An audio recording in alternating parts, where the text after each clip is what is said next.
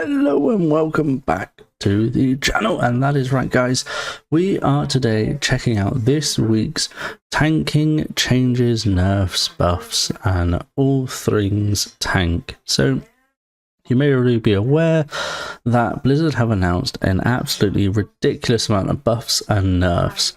However, they have really been nice to tanks. Now, we know already that Blizzard are trying to make tanks more reliable on their healers, so they're trying to kind of make one-on-one together, so you have like two teams basically.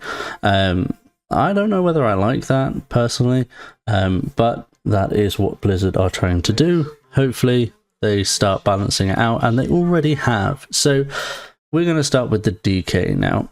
The DK has been really strong in beta. Now, obviously, keeping in mind that we are capped at 613 item level, and those stats are capped at the moment.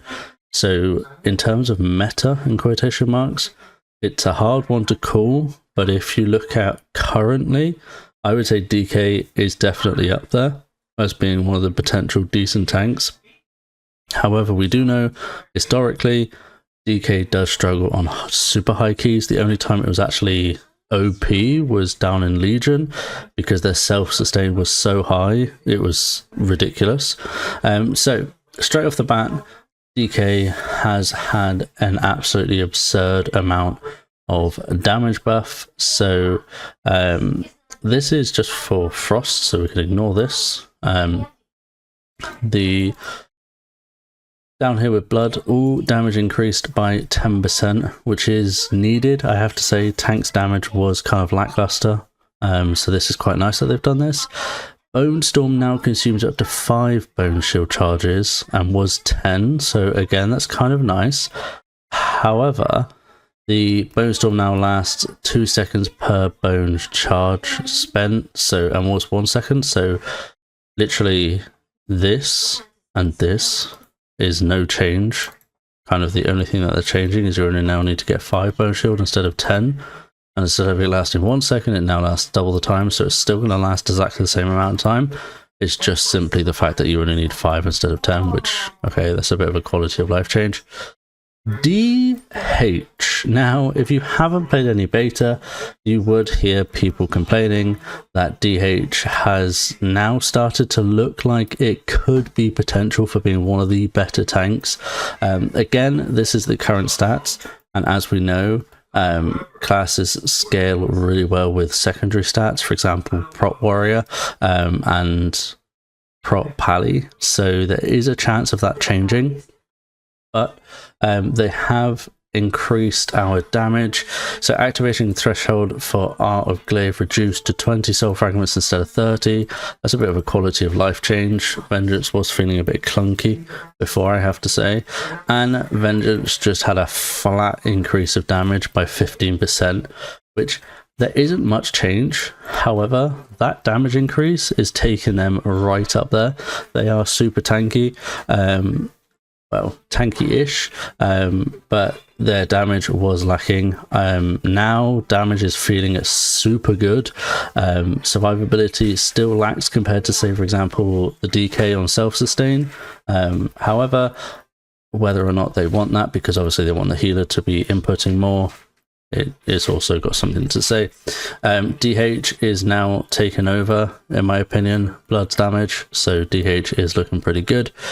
Druid. Now, they have clearly tried to make Druid of the Claw a thing, so they've just mass buffed it. So Ruthless Aggression increases your attack speed by 35, was 20%. Kill Strike now gives you 8%, agility was 5. Strike for the Heart increases the crit by an extra 4% now. And Tear Down the Mighty reduced the cooldown of Feral Frenzy and Pulverize by 10 seconds, was 5. And then we've also got that Ravage damage to your primary targets increased by 35%, Dreadful Wounds 25%, Empowered Shapeshifter increases Mangle damage by 15%, Bestial Strength increases Maul and Raise damage by 20%, and Willpower Surge increases the damage of your next Furious Bite or Rip by 225%, was 100%. Now, you'll notice that these people are saying about like Furious Bite and Rip and things. because now in Guardian you can catweave if you're playing the Druid of the Claw. However, there is a lot of speculation that obviously if you do go into cat form, are you just going to get straight up one shot? So it's going to be absolutely useless. There would be like specific scenarios where it's going to be good.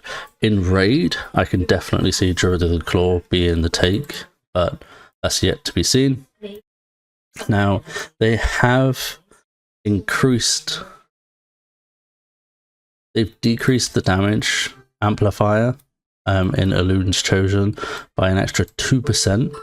And in the previous update, they also reduced Moonfire damage by even more percentage. However, they have now increased Moonfire damage, well, reduced Moonfire damage actually by 15%. And Twin Moonfire increases Moonfire damage by 8%, was 10%. But they have increased all of the auto attacks and all bear abilities by 20%. Now, the thing that you got to look at here is Moonfire is a baseline ability for Druid, or Guardian Druid anyway. So technically it means it got a 20% buff, then got a 15% nerf. So technically it received a 5% buff, right? So the only real thing that they changed was the Moonfire damage amplifier by 2%. But technically they only received a 5%, well, they actually received a 5% buff to Moonfire, in theory. That's only just theory.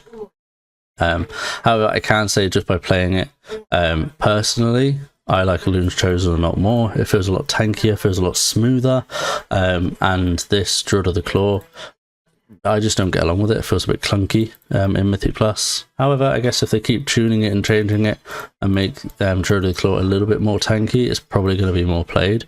Guardian right now, in my opinion, is sitting at a very good spot. Maybe in line with Vengeance Demon Hunter or just a bit above, but they are looking at super tanky, super good.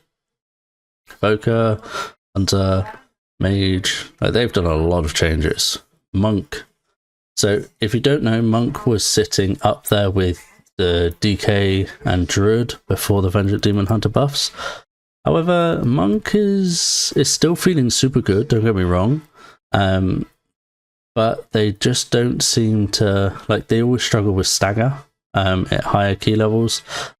So unless they change that, which I don't see them doing, or the stagger doesn't become too much of an issue because you do have like Purifying Brew and things like that you could potentially play, but are you then missing out on a lot of damage that you could potentially get from like a Vengeance Demon Hunter or a Bear Tank, to be fair.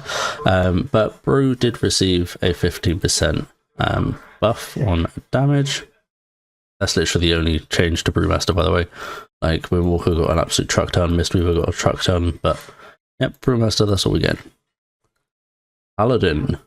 Now, I know a lot of people like Prot Pally, and to be fair, I think Paladin is probably one of the most played, or maybe not played, but advocated for specs in the entire game.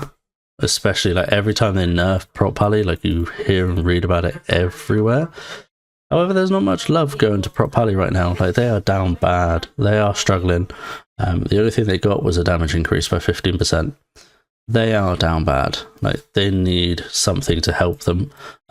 Whether or not we're going to see the secondary stats boost that up, or, I mean, we are still 3 weeks away from the patch releasing, so there could be a lot of changes before then. But, I mean, come on, this is Blizzard. Chances are not much is going to change. And then we have our Warrior. Now, Warrior was down bad. Down very bad. However, they have brought them back slowly, in my opinion. So, Shield Slam damage increased by 8% across the board. Brilliant. Prot on the Colossus, dominance of the Colossus increases damage dealt to your target by up to 20%, which again is super lovely. The Mountain Thane Thunder Blast damage reduced by 5%. lightning strike damage increased by 30%, and ground current damage reduced by 25%. They don't really like Mountain Thane, I don't know why. Mountain Thane, in my opinion, takes me back to when you used to just clap.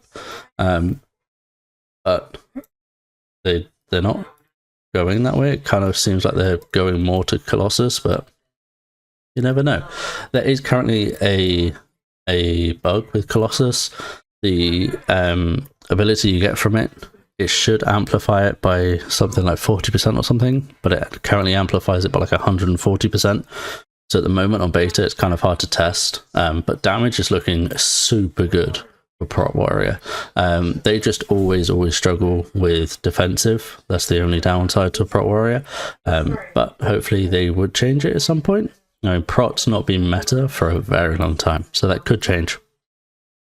We also got melee, well, we basically got a flat 30% damage increase, ravage damage by 25%, execute by 50%, devastation by 25%, shield charge primary target damage is increased by 25%, and ravager damage increased by 25%. Like, that is huge numbers. Like, that is a massive numbers, which is nice to see, I have to say. But to be fair, they are still struggling in terms of defensives, so they're probably going to have to look at changing that at some point for them to be viable or for them to come into the meta, but we'll soon see. So yeah, that is all the changes that we've got so far. They have, as you know, they've increased Myth Track up to now 6, it was 4, and the raid rewards, they've slightly changed them.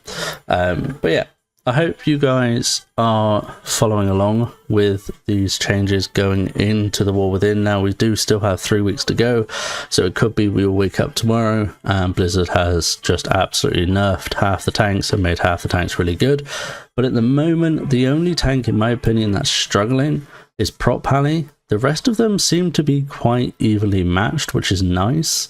So especially for like the casual player, playing all the tanks or any tank class that you like to play isn't going to be much of an issue. It's just going to be that top 1% or top 5% maybe of players that like to push high keys. They're going to have to look at consistency and everything. But to be fair, this is looking probably one of the most balanced patches going into an expansion that we've seen for a very long time.